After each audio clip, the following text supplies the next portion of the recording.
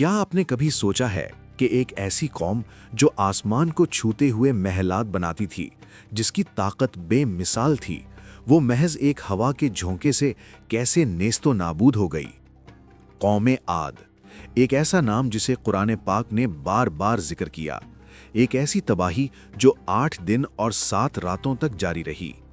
आज हम सफर करेंगे उस दौर में जब गुरूर और तकब्बुर ने एक पूरी कौम को तारीख से मिटा दिया। कौमे आद, ये नाम कुरान मजीद में तकरीबन 24 मरतबा आया है। ये हज़रत नूह अलैहिस्सलाम के बाद की एक अजीम तहजीब थी।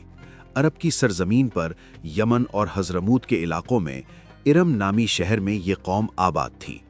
कुरान पाक फरमाता है, क्या तुमने नहीं देखा कि तुम्हारे रब ने कौमे आद के साथ क्या किया, इरम वालों के साथ जो बुलंद सुतूनों वाले थे, जिनके जैसा कोई शहर दुनिया में नहीं बनाया गया। ये वो कौम थी जिसने पहली बार बुलंदो बाला इमारतें तामीर की। इनका कद आम इंसानों से कई गुना ज्यादा था। इनकी जिस्मानी कुव्वत लानसानी थी, जमीन जरखेज थी, पानी की फरावानी थी, बागात लहलहाते थे। लेकिन इनकी कहानी एक सबक है। कौमे आद को अल्लाह ताला ने बेशुमार नेमतें अता फरमाई। वो अपने वक्त की सबसे ताकतवर कौम थी। इनके जिस्म इतने मजबूत थे कि वो पहाड़ों को तराश कर महलात बनाते। अल्लाह ताला फरमाता है, क्या तुम हर ऊंची जगह पर एक निशानी बनाते हो, बेकार खेल खेलते हो और बड़ी बड़ी इमारतें बनाते हो, शायद कि तुम हमेशा रहने वाले हो? वो अपनी ताकत पर फख्र करते, अपनी दौलत पर नाज करते, अपनी तहजीब को नाकाबिले शिकस्त समझते। लेकिन उनके दिलों में एक जहर पनप रहा था, गुरूर का जहर। वो बुत परस्त बन गए। उन्होंने पत्थर के बुत बनाए और उनकी इबादत शुरू कर दी। और फिर अल्लाह ने उनकी तरफ एक पैगंबर भेजा, हजरत हूद अलैहिस्सलाम। खुद कौमे आद के एक मोजिज खानदान से थे। अल्लाह ने उन्हें अपनी कौम की हिदायत के लिए मुंतखब फरमाया। अल्लाह फरमाता है, और आद की तरफ उनके भाई हूद को भेजा। उन्होंने कहा, ए मेरी कौम, अल्लाह की इबादत करो, इसके सिवा तुम्हारा कोई माबूद नहीं। हजरत हूद अलैहिस्सलाम ने सालों तक उन्हें समझाया, अल्लाह की नेमतों की याद दिलाई। ए मेरी कौम, अपने रब से माफ़ी मांगो, फिर इसकी तरफ रुजू करो। वो तुम पर आसमान से मूसलाधार बारिश भेजेगा और तुम्हारी ताकत में मजीद इजाफा करेगा। लेकिन कौम ने क्या जवाब दिया? कुरान बताता है, उन्होंने कहा, ए हूद, तुम हमारे पास कोई वाज़ेह दलील नहीं लाए और हम अपने माबूदों को तुम्हारी बात पर छोड़ने वाले नहीं।